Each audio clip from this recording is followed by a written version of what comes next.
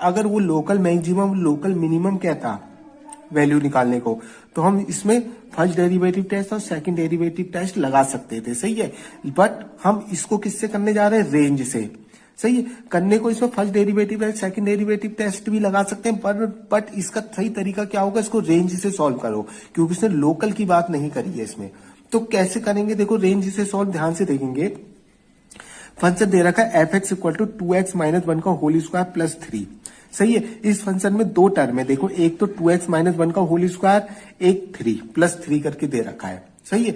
हम जो फंक्शन दे रखा है उसको इस टर्म के बारे में, हम इस टर्म की वैल्यू जानते हैं। क्या जानते हैं कि इसमें होल स्क्वायर लगा हुआ है, हमें पता है कि इसकी ये कभी भी वैल्यू क्या देगा, नेगेटिव नहीं देगा, इसकी हमेशा वैल्यू क्या होगी, पॉजिटिव होगी, क्योंकि होल स्क्वायर दे रखा है।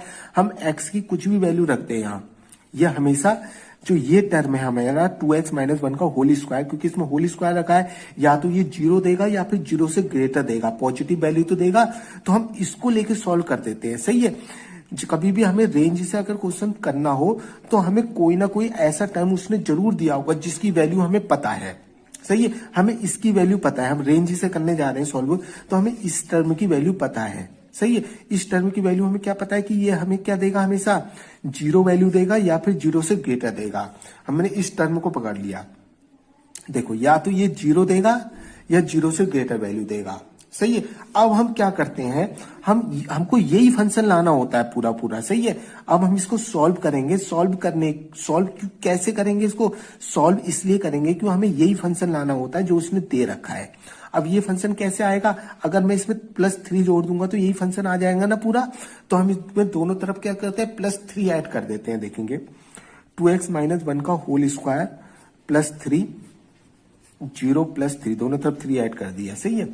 देखेंगे तो ये 2x - 1 का होल स्क्वायर प्लस 3, इधर आ गया 3। अब ये क्या पूरा फंक्शन आ गया ना, इसको इसका f(x) लिख सकते हैं, मैंने इसको फंक्शन लिख दिया f(x), सही है। ये फंक्शन ही तो आ गया पूरा, जो ये फंक्शन था।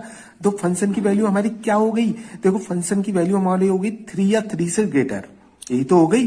फंक्शन ग्रेटर देन और इक्वल टू 3, यानी कि फंक्शन की जो वैल्यू हमें शो हो रही है वो क्या हो रही है, 3 हो रही है।